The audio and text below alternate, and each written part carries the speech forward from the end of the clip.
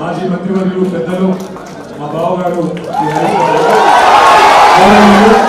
శాసన మండలిలో ప్రతిపక్ష నాయకులు పెద్దలు మాన్యులు నరసింహాచారి గారు, గౌరవనీయులైన ఎమ్మెల్యేలు, గౌరవనీయులైన ఎమ్మెల్సీలు, గౌరవ ఎంపీలు, అదేవిధంగా గౌరవనీయులైన వివిధ నియోజకవర్గాల ఇన్ఛార్జీలు, అదేవిధంగా ఈరోజు మరి చాలా చాలా ప్రాంతాల నుంచి తరలి వచ్చిన మా అన్నదమ్ములకు, మా ఆడబిడ్డలకు, అందరికీ, సిరిసిల్ల నుంచి కూడా వచ్చిన మా అందరికీ కూడా హృదయపూర్వకంగా నమస్కారం. మా మీడియా మిత్రులకు కూడా కొంత అసౌకర్యం కలుగుతున్నా అప్పటి నుంచి పొద్దు నుంచి చాలా ఓపికగా ఉన్నందుకు మీడియా మిత్రులకు కూడా నమస్కారం, ధన్యవాదాలు.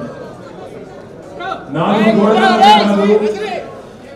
కోట్ల మంది ముందు చర్చిద్దాం, ఎవరి తప్పో ఎవరిది ఒప్పో చర్చ పెట్టు అని అసెంబ్లీలో అడిగితే పారిపోయిండు రేవంత్ రెడ్డి.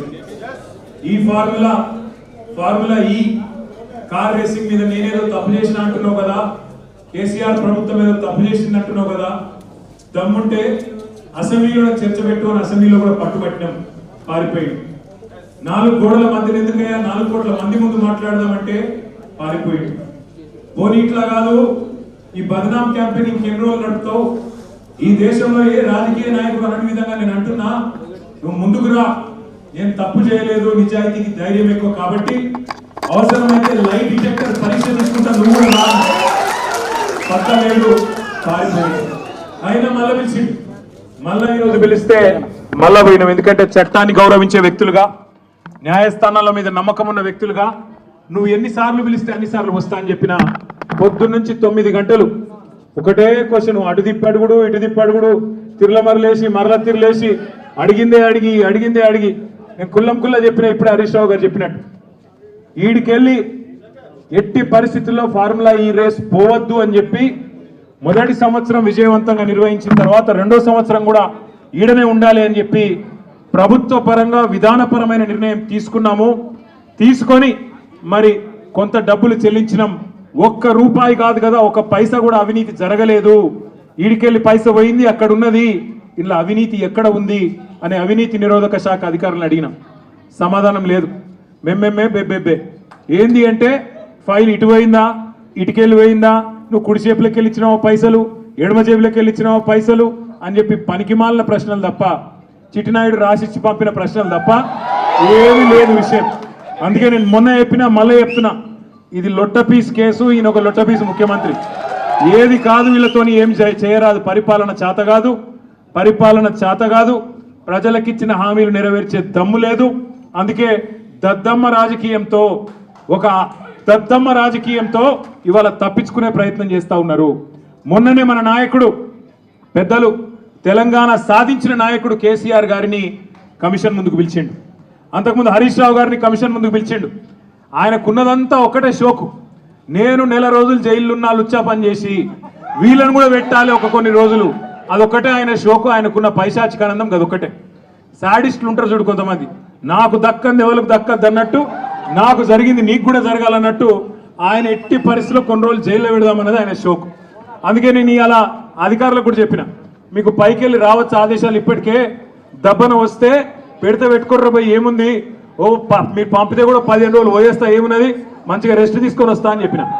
ఇప్పుడు కూడా మళ్ళీ చెప్తున్నా, తప్పు చేయలేదు, తలదించుకునే పని ఎంత మాత్రం చేయలేదు. తెలంగాణ ప్రతిష్టను పెంచే పని చేసినాం, తెలంగాణ ప్రతిష్టను ఆకాశం స్థాయికి తీసుకుపోయే పని చేసినాం తప్ప తప్పు చేయలేదు. అది కాళేశ్వరం ప్రాజెక్టు కావచ్చు, ఫార్ములా ఈ కావచ్చు, ప్రపంచంలోనే అతిపెద్ద లిఫ్ట్ ఇరిగేషన్ ప్రాజెక్టు కాళేశ్వరం. అందులో చేయని తప్పుకు ఇవాళ కేసీఆర్ గారిని, హరీష్ రావు గారిని పిలిచి వాళ్ళని అక్కడ ఇబ్బంది పెట్టే ప్రయత్నం, మన నాయకులు కార్యకర్తల ఆత్మస్థైర్యం దెబ్బతీసే ప్రయత్నం అక్కడ కమిషన్ ముందు. ఇక్కడ ఏసీబీ అని పెట్టి మరి ఇక్కడేదో జరిగిపోయిందని చెప్పి ఏ కరప్షన్ జరగని ఒక కేసులో యాంటీ కరప్షన్ బ్యూరోని ఇన్వాల్వ్ చేసి మా ఆర్ఎస్ ప్రవీణ్ అని చెప్పిండు, నా చరిత్రలో ఇంతకంటే తుపేల్ కేసును ఎప్పుడు చూడలే, 26 ఏళ్ళు ఐపీఎస్ అధికారిగా పనిచేసిన ఇంతకంటే తుపేల్ కేసు నా జీవితంలో చూడలేదని చెప్పి వారు కూడా చెప్పినారు. అంటే ఇట్లాంటి కేసులు పెట్టి ఏదో సాధిస్తాను రేవంత్ రెడ్డి గారు అనుకుంటున్నాడు. నేను రేవంత్ రెడ్డికి చెప్పేది ఒకటే, నా మీద ఇప్పటికే 14 కేసులు పెట్టినావు, ఇంకో 1400 కేసులు పెట్టుకో, అవసరమైతే జైల్లో పెట్టుకో, ఏమన్నా చేసుకో, భయపడేది లేదు. తెలంగాణ కోసం ఆనాడు జైలుకు పోయినాం, ఇవాళ అవసరమైతే తెలంగాణ ప్రతిష్టను పెంచడానికి తీసుకున్న ఒక నిర్ణయం వల్ల మళ్ళీ జైలుకు పోవాల్సి వస్తే కూడా భయపడేటోడు ఎవడు లేడు. మీ ఉడత ఊపులకు ఎట్టి పరిస్థితుల్లో భయపడం. నేను మిమ్మల్ని అందరినీ కోరేది ఒకటే, ఇదేంటంటే ఇక డైలీ సీరియల్ లెక్క అయిపోయింది. ఎట్లా అంటే ఒకరోజు పిలుచుడు కూర్చోబెట్టుడు 9 గంటలు ఆడ కూర్చోబెట్టి ఛాయ్ తాగిపించి ఏం చెప్తాం సార్ ఇక మాకు పైకి వెళ్ళే ఆదేశాలు ఉన్నాయి ఏం చేయాలని పాపం వాళ్ళు కూడా ఇక ఏం చేయాలో తెలియక అడిగిందే అడుగుతాను. అందుకే నేను మీకు కూడా రిక్వెస్ట్ చేసేది ఒకటే, మనం అందరం కూడా కాన్సన్ట్రేషన్ చేయాల్సింది, మనందరం కూడా పార్టీగా ఆలోచన చేయాల్సింది, దృష్టి సారించాల్సింది 2-3 పనుల మీద. ఒకటి, ఖచ్చితంగా మరి మనం రాబోయే స్థానిక సంస్థల ఎన్నికల్లో ఒక్కొక్క ఊర్లో బరి గీసి లైన్ గీసి ఒక్కొక్క కాంగ్రెస్ పార్టీ నాయకుని ఫుట్బాల్ ఆడుడు ఎట్లా కాంగ్రెస్ పార్టీని చిత్తుగా ఓడగొట్టాలి లోకల్ బాడీ ఎలక్షన్ లో, దాని మీద దృష్టి పెడదాం. రెండవది, ఈ నెల 21వ తారీఖున కాళేశ్వరం ప్రాజెక్టు ప్రారంభించి సరిగ్గా 6 సంవత్సరాలు కాబోతా ఉన్నది. 2019 ఆనాడు జూన్ 21 నాడు మాన్యులు పెద్దలు మన తెలంగాణ తొలి ముఖ్యమంత్రి కేసీఆర్ గారు కాళేశ్వరం ప్రాజెక్టును జాతికి అంకితం చేసిన రోజు జూన్ 21. మరి ఆ రోజు కూడా సార్ను అడిగి మనం పార్టీగా ఒక నిర్ణయం తీసుకొని ఏం చేసి మళ్ళీ ఒక్కసారి కాళేశ్వరం గొప్పదనం ప్రజలకు చెప్దాం, ఆలోచన చేయాల్సిన బాధ్యత మన మీద ఉంది. రాష్ట్ర వ్యాప్తంగా కొంత కార్యక్రమం చేయాల్సిన బాధ్యత కూడా మన మీద ఉంది. ఇక మనకు నోటీసులు వచ్చుడు మనం పోవుడు ఇవన్నీ కూడా రొటీనే, పాత చింతకాయ పచ్చడి. దీన్ని పట్టించుకోవాల్సిన అవసరం కానీ దీని గురించి ఆందోళన పడాల్సిన అవసరం కానీ లేదు. పెడితే గిడితే 15 రోజులు జైల్లో పెడతాడు, పైశాచిక ఆనందం పొందుతాడు తప్ప వాడు పీకేది ఏమీ లేదు. లొట్టపీసి ముఖ్యమంత్రి భయపడేటోడు ఎవడు లేడు. రేవంత్ రెడ్డి గుర్తుపెట్టుకో, నీలాగా లుచ్చా పనులు చేసి 50 లక్షల బ్యాగులతో దొరికిన దొంగలు ఎవరు మా పార్టీలో లేరు.